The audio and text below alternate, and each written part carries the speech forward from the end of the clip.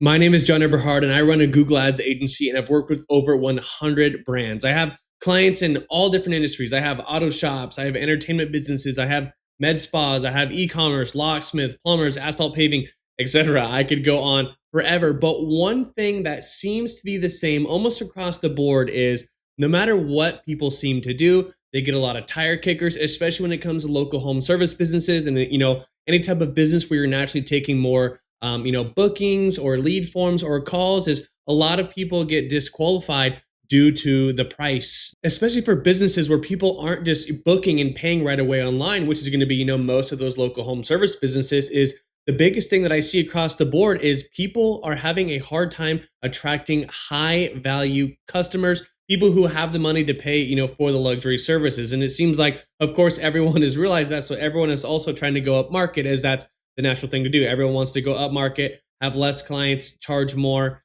and just deal with people on a more wealthier demographic. Because no offense, but dealing with people who are on the lower household income threshold is a pretty hard business if that is your primary clientele. So I'm going to go through some things here that I see that everyone should be doing if you really want to sell to the rich or to the wealthier demographic. So I'm going to go through some things and some notes I have here, and then as well as I'm going to mention some things that are more related to Google Ads. And if you're running Google Ads or if you're just advertising online in general, you can take these pieces of advice and overall help you attract that higher end clients to your business. So again, my name is John Eberhard. I run a Google Ads agency. And if you want me to run your Google Ads for you, if you've ever thought about running Google Ads, again, I've worked with over 100 brands and I crush it for all my clients. I have a link in the description down below for you where you can fill out my contact form and I will call you within 5 minutes. I'm almost always on my phone. If I'm not recording a video or not sleeping, then I will call you right away. But anyways, let's get into it. So what people miss out on is, I think that in my opinion, and when I see just every brand, like I said, I've worked with, I want to say, God, a company in every single industry at almost every level, it feels like, whether it's audit or consulting or full on running the Google Ads or whatever it is. And I've seen a lot of the insides of businesses. And of course, everyone wants to go market, but not everyone knows how. And it just looks really, really messy. So I'm gonna start with some ones that seem obvious. And you're gonna go, yeah, I know that. But I'm gonna talk a little bit about it more and why that's important and how you can do it. So the one thing, of course, is you have to position yourself as the premium choice. So if you have no branding, if your website looks like crap and just has text everywhere that's not formatted very good and colors that don't look well together, and you're using obvious stock images, you're not really the premium choice. And same thing with your social media, right?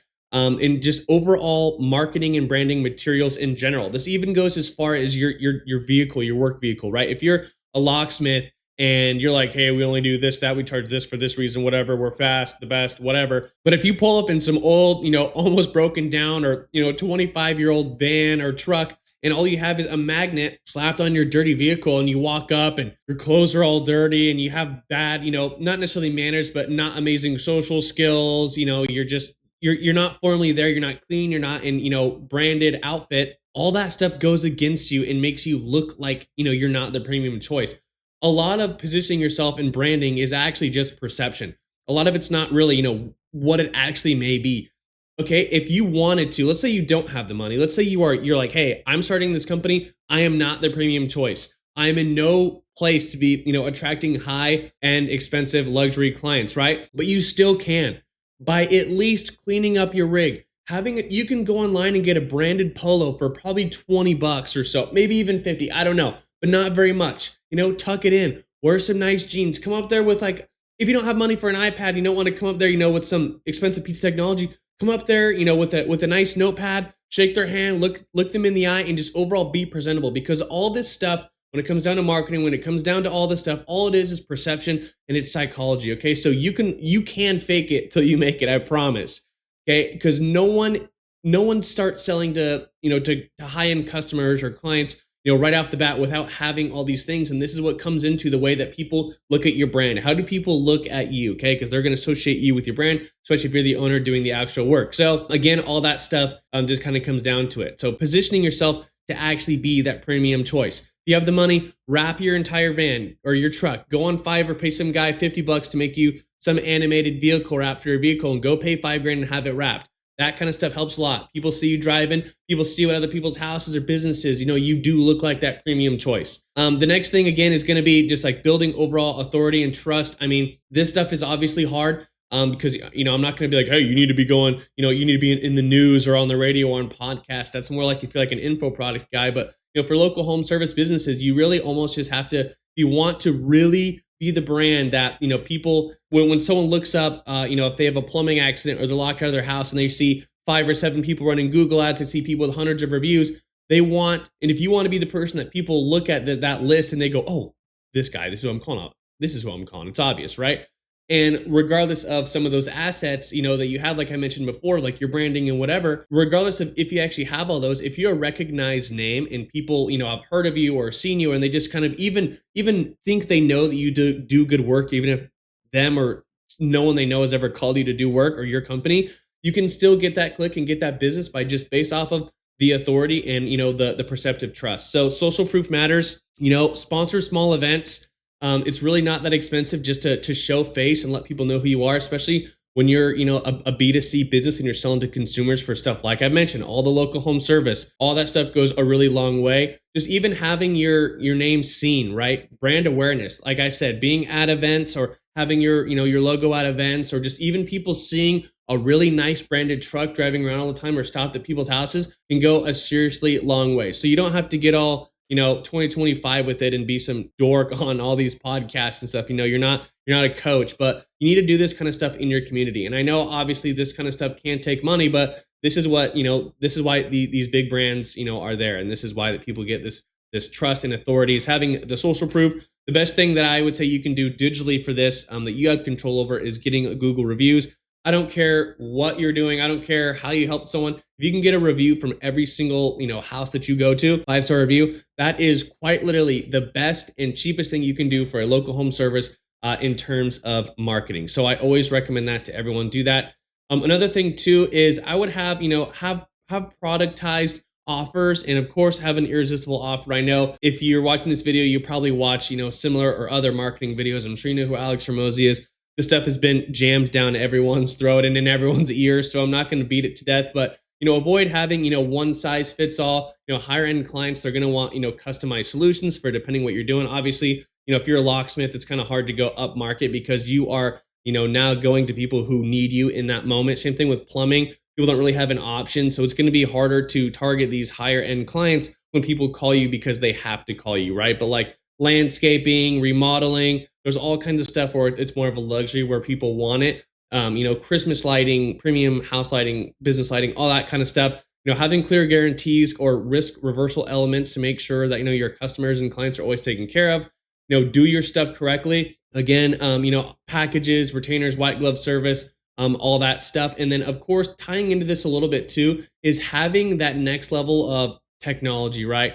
Like for instance, if you are a premium, permanent lighting company for businesses, and you can somehow get your hands on some software that lets you do like a 3D mock-up of what your client's business is going to look like, all this stuff goes into it, right? So when you are even presenting the estimate, when you're doing all that stuff, all of these little tiny things, the second they see you pull up, the way that you answer the phone, when they call you, what they see on your website, the technology you have, the way you communicate, how quickly you respond, to sending invoices, and how quickly, if your team shows up late on the job.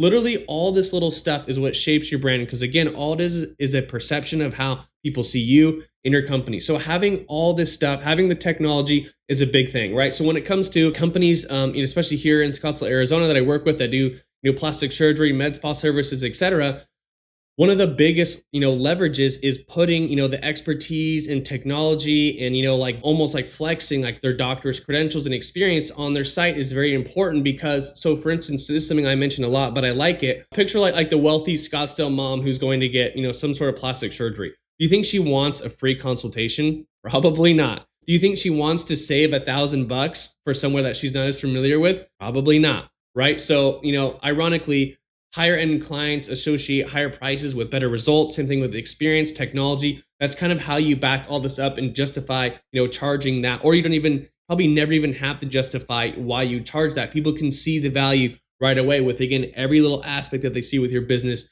in general, right? So for instance, I got LASIK eye surgery. I wore glasses and contacts my whole life. I hated it. Moved here to Arizona. The allergies kill me. You can probably hear them. I just couldn't wear contacts. I hated wearing my glasses. I went to a place that charged $3,000 an eye, and people go, oh my gosh, that's insane. I look at their Instagram comments. People are like, oh, you guys should be going to this place. They charge 1,500 an eye. It's like, you are going to try and convince me to save 1,500 or $2,000 on my vision. These guys are, holding open my eye with some device and putting a laser in it that's going to permanently alter my vision, my eyeballs forever. You're trying to persuade me to save $1,500. If I have one tiny little turnoff, I am gone. And I will go to the obvious, superior, more high end, because this is something that, is very serious. Same thing with someone's landscaping. If you're going to completely transform someone's backyard and you're going to charge them 200 grand, all this stuff comes to the exact same thing, especially again, when it comes to luxury. These are all the things you have to go into. Again, is higher end clients often associate higher prices with better results, but you can't just, blankly do that and have nothing else to back it. Again, all the branding, the way you look inside, the way every little thing goes into all this. Again, it's all just a perception, and kind of what I'm going into this is kind of upgrading your sales process. So instead, use consultations instead of like free calls or free estimates or free that, because it needs to be, like an actual strategy session with value compared to just giving stuff away for free. I'm sorry, rich people don't care about free stuff. People complain about the price of eggs, the price of gasoline. Okay, that does not affect people who are buying $9 million real estate, properties in cash. I'm sorry.